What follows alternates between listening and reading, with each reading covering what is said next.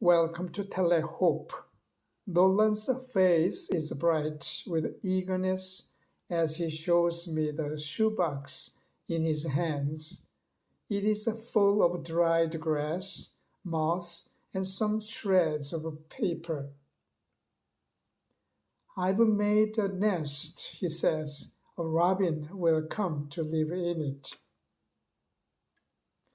I tell him that he did a good job and the robin's parents will build their own with what he had collected in the shoebox. Our Christian experiences are unique because each one is between us and our Lord. However, our lives of body and spirit will work for their building project as models.